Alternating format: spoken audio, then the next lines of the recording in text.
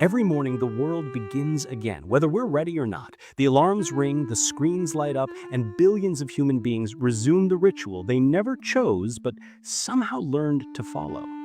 Some people wake on soft mattresses in quiet rooms, others in loud cities or aching bodies. Some wake with hope, others wake with dread. But all of them, without exception, carry the same silent question somewhere inside them. What is the point of living if every joy eventually turns into pain?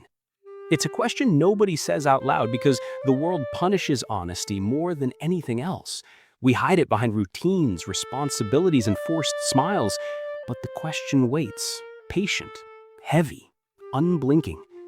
You feel it when you look at old photos, the kind where you're smiling without trying, unaware of the decay that time would bring.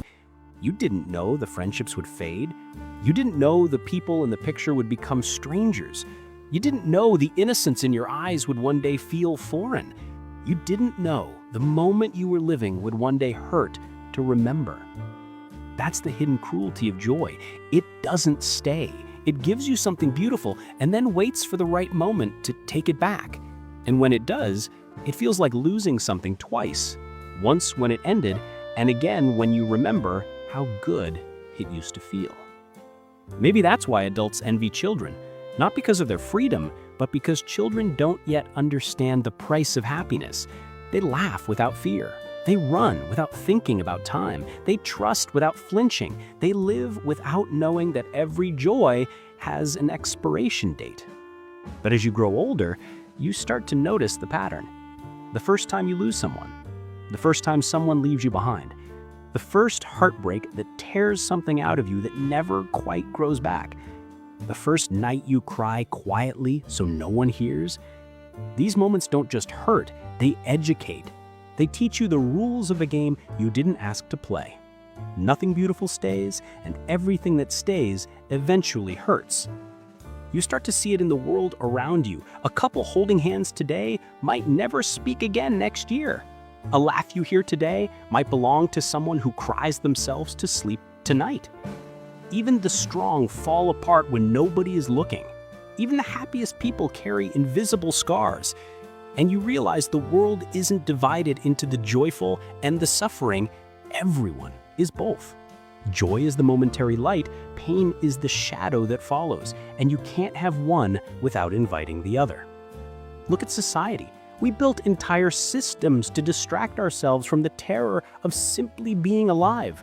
We created jobs, titles, responsibilities, deadlines, ambitions, layers and layers of structure to hide the fact that life rarely makes sense. We measure our worth in productivity, in money, in how well we pretend to have it together. But underneath every achievement, there's a quiet fear. What now? What next? And how long before this joy becomes another memory that hurts? You get the promotion, but it brings stress. You fall in love, but you fear losing the person. You reach a goal, but the satisfaction fades faster each time. It feels like the moment you find joy, time starts counting down to when it will be taken away. And yet, we keep going. Even when life feels heavy, even when we don't have answers, we keep waking up to a world that rarely feels gentle. Because somewhere deep inside us, beneath the doubt and the fear and the fatigue, there's a part of us that refuses to let go. Not because we're fearless, but because stopping feels like accepting defeat. Maybe that's the quiet tragedy of being human. We continue even when we're tired, even when we're afraid, even when we know joy won't last. We continue because something inside us is wired to hope, even when hope hurts. And that's where the weight lies, not just in the pain itself, but in the awareness. Humans suffer long before anything goes wrong. We suffer in anticipation, we suffer in memory, we suffer in imagination. A dog feels pain when it's hurt. A human feels pain when hurt, when remembering being hurt, and when fearing future hurt. We live in past pain, present pain, and future pain all at once. And still, we chase moments of joy as if we're trying to outrun a shadow that always knows where we're going. Maybe that's why the question feels so heavy, because deep down, we already know the truth. Everything we love will eventually become a source of pain. Not because love is wrong, but because life is temporary. People change, bodies age, time takes, and memories fade at the exact pace that we try to hold on to them. And it makes you wonder, what's the point of all this? Why play a game where the ending is guaranteed to break your heart? The universe doesn't answer. It doesn't explain itself. It doesn't justify the rules. It doesn't promise fairness. It doesn't promise meaning. It simply exists, indifferent to our questioning. And in that indifference, humans feel small, fragile, overwhelmed. The world keeps spinning, unmoved by who suffers and who doesn't. But somehow, despite it all, we are still here, breathing, breaking, rebuilding, remembering, forgetting, trying again. And maybe that raises a deeper question. If every joy turns into pain, then why does something inside us still fight to experience joy anyway? If you pay attention long enough, you begin to see the hidden architecture of human life. Everything beautiful becomes a wound, and everything temporary becomes a ghost. Time is the thief, but memory is the accomplice. It doesn't just take things from you, it makes you watch. You don't simply lose people, you lose versions of them. You lose versions of yourself. The laughter that once came naturally now feels like something borrowed. The innocence that wrapped you like a second skin slowly dissolves until all that's left is someone who knows too much to ever go back. Think of your childhood, the one you revisit in dreams, in photographs, in random moments that hit you like a wave. Back then, you didn't know that joy was fragile. You didn't know that the friends you swore you'd never lose would one day disappear into their own lives. You didn't know that the places you played in would be torn down or paved over. You didn't know that the people you loved with your whole heart would age, weaken, or vanish without warning. You didn't know that the version of you who felt so alive, so unguarded, so effortlessly hopeful would one day become a memory that hurts to touch. Time didn't just move forward, it took everything with it. And then there's love, the greatest joy and the deepest grief wrapped in the same skin. We grow up thinking love is the antidote to loneliness, the reward for surviving the world. But nobody tells you the truth. Love is a risk disguised as a comfort. To love someone is to hand them a map to your vulnerable places. To love someone is to give them permission to break you, not because they want to, but because life eventually will. Every relationship, even the happiest, contains the seed of its own ending. If the relationship doesn't die, the people in it will. It sounds cruel, but it's the reality we all live with. You will either watch the people you love disappear first, or they will watch you vanish first. But humans still love. We still try, we still cling, we still hope. And that's what makes the whole thing so haunting. Even knowing love will break us in the end, we choose it anyway, like walking into a burning house because the warmth feels better than the cold outside. We're wired to seek connection, even if connection means loss. That's the contradiction at the core of human existence. We crave what we know will hurt us. We chase the same flames that once burned us. We beg for the same feelings that once destroyed us.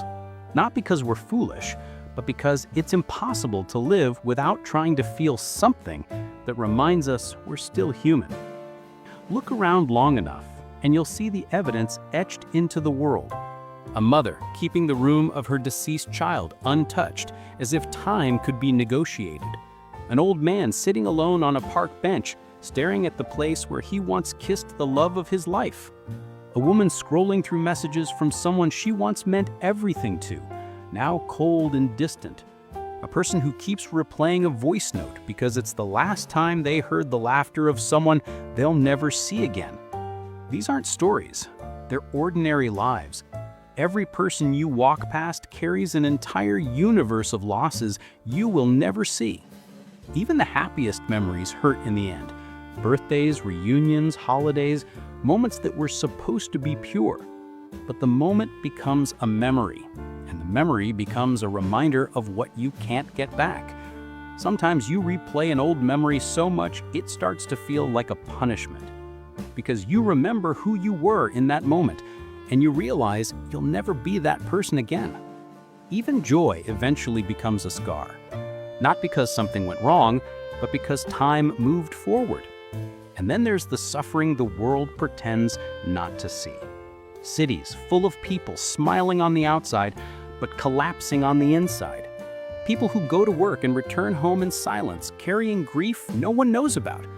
People who break down in bathrooms so their loved ones won't hear. People who hold themselves together all day, only to fall apart alone at night. We call this normal, but it's not normal. It's survival. And the cost of survival is heavy. The cost is pretending you're okay when you're not.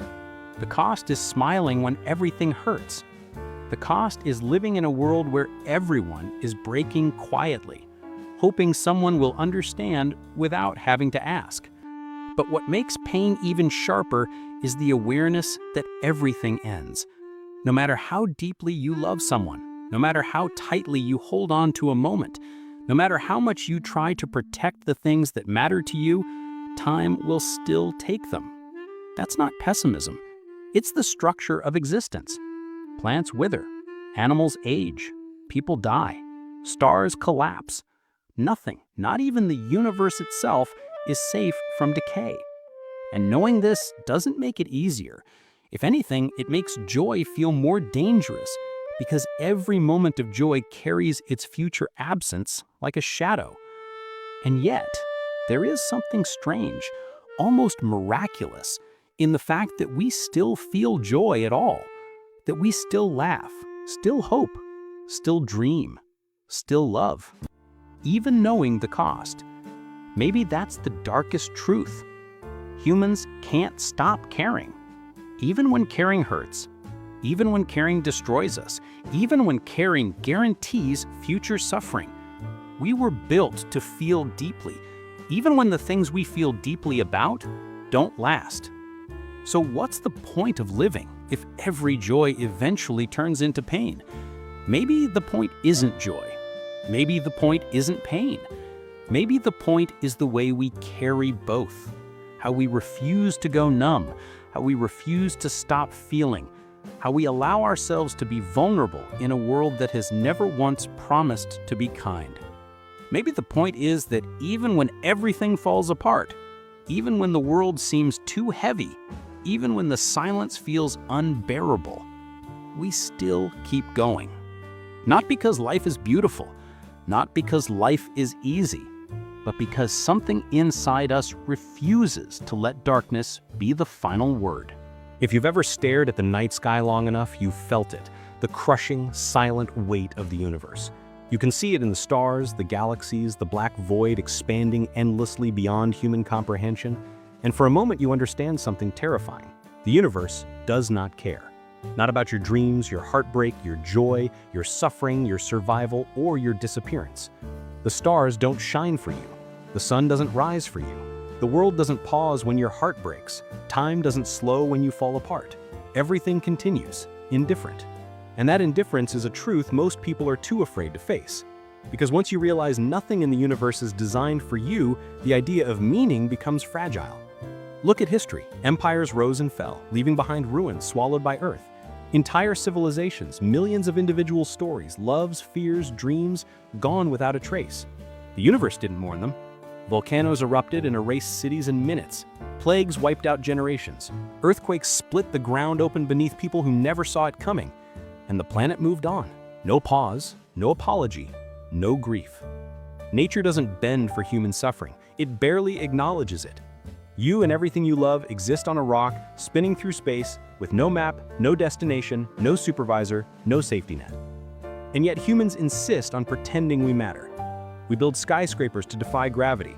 We invent gods to defy silence. We create languages, morals, philosophies, love stories, anything to convince ourselves we're more than cosmic accidents. But deep down, the fear remains. What if none of it means anything? What if we were never meant to exist? What if consciousness is just a glitch in nature, an error that led us to ask questions with no answers? Think about it. Animals live and die without needing meaning. Trees grow, burn, regrow, rot, repeat. Rivers flow whether you're happy or devastated.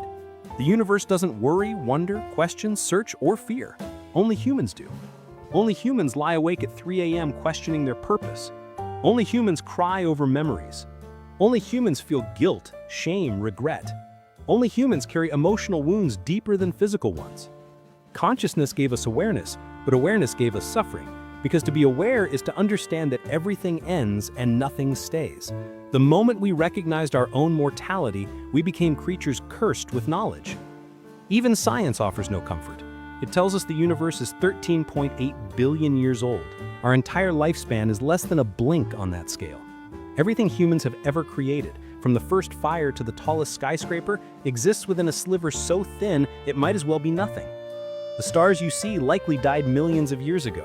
The light you admire is just the ghost of something long gone. Even the concept of permanence is an illusion. Mountains erode, oceans evaporate, stars explode. If the universe itself is temporary, what chance do we have? And then there's suffering, the only thing the universe distributes without discrimination. People starve while others waste food. Children die while tyrants grow old in luxury. Innocent people suffer in hospitals, prisons, war zones, while the world spins indifferently. Every minute, somewhere, someone takes their last breath alone. Every minute, someone collapses under a pain they've carried in silence. Every minute, someone's happiness turns into grief. And the world keeps moving. The sky stays blue. The birds keep flying. Cars keep honking. Laughter and tragedy share the same hour, the same street, the same second. The universe does not pause for fairness. It never did. That's why the question, what's the point of living if every joy eventually turns into pain, feels so heavy, because pain doesn't need purpose to exist. Pain doesn't wait for permission. Pain doesn't need a reason to arrive, it simply does. Joy, on the other hand, joy is rare, fleeting, delicate. You have to chase it. You have to fight for it. You have to hold it carefully, and even then, it slips away. Every time you laugh, there's a part of you that knows the laughter will fade. Every time you fall in love, there's a part of you that knows one day you'll lose the person or they'll lose you. Every moment of joy carries the grief of its ending inside it, like a seed waiting for the right season to grow. But here's the strangest part. Even though the universe is indifferent, humans are not. We feel endlessly, we care too much, we break easily, we rebuild slowly, we grieve deeply, we love recklessly. We attach ourselves to people, moments, dreams, places, as if they're anchors in an ocean made of chaos. Maybe that's the real tragedy. Humans were built to care in a universe that doesn't, and caring in a place that won't care back is the definition of suffering. Still, there's something quietly defiant in the way humans continue. Even when the universe refuses to give meaning, we create it anyway. Even when the world doesn't care about our pain, we care about each other's pain. Even when everything ends, we still try to build something worth remembering. Even when we know joy will one day turn to pain, we still choose joy, not because it's safe, but because it's real. And the real is all we have. Maybe the point isn't to find meaning in the universe. Maybe the point is to understand the universe won't give meaning and that we create it anyway. Maybe the point is that in a world of indifference, every act of kindness is rebellion. Every moment of joy is resistance. Every memory is a victory over time. Every heartbeat is a refusal to disappear quietly. Maybe the point is not to erase the darkness, but to survive it long enough to see something beautiful again, even if it doesn't last. So here we are, at the end of the question that has haunted every thinking human since consciousness flickered into existence. What's the point of living if every joy eventually turns into pain? After all the grief, the endings, the losses, the cosmic indifference, what's left? Why do we keep getting up in a world that never promised us anything? Why don't we quit when the math of existence rarely adds up in our favor? Why do we keep searching for happiness when its expiration date is written the moment it arrives? Maybe the answer isn't in the light. Maybe it's in the darkness. Because darkness is where humans are truly revealed, stripped of illusions, stripped of comfort, stripped of everything except what's real. In the darkness, you see yourself clearly. You see the wounds you've survived. You see the grief you carry. You see the moments that broke you. But you also see the moments that saved you, even if only for a second. A stranger's kindness, a song that hit you at the right moment, a laugh you didn't expect, a memory that reminds you that you were alive once, truly alive. Maybe the point isn't to outrun the darkness. Maybe the point is to learn how to hold a candle in it, even if the wind tries to blow it out. And that's the strange, almost unbelievable part of being human. We don't live because life is painless. We live because something inside us refuses to give up. Not hope. Hope is too delicate. Not happiness. Happiness is too temporary. What we have is something deeper, something older, something instinctual, a spark, a stubbornness, a defiance, call it whatever you want. But it's the reason humans crawl out of ruins, rebuild after war, love again after heartbreak, smile again after nights of crying, try again after failing 100 times. It's the reason people who lost everything still wake up. It's the reason someone standing on the edge steps back. It's the reason the world keeps going despite everything throwing itself at our hearts. We don't endure because we are strong. We endure because we were built to. Not perfectly, not gracefully, not without breaking, but we were built to continue in the face of everything that should have stopped us. The universe may not care, but we do. And maybe that's the point. Maybe meaning isn't something we discover. Maybe it's something we create in the cracks of our suffering. Think about the small rebellions that happen every day. A father working night shifts just to buy his child a birthday gift. A teenager comforting a friend who feels like giving up. A nurse holding the hand of a dying patient so they don't leave the world alone. A couple dancing in their kitchen to a song only they care about. A lonely person crying at 2 a.m. but still waking up for work at 7. These moments don't change the universe, but they change us. They prove that even in a world that feels meaningless, we are capable of creating meaning through how we show up for one another. Maybe life isn't supposed to be understood. It's supposed to be felt. And feelings are messy. They're not logical. They don't follow rules, but they make us human. Joy hurts because it's real. Pain hurts because it mattered. Grief hurts because love existed. And even when we lose everything, the love remains in the form of ache. That ache is proof that we lived, that we cared, that something touched us deeply enough to leave a scar.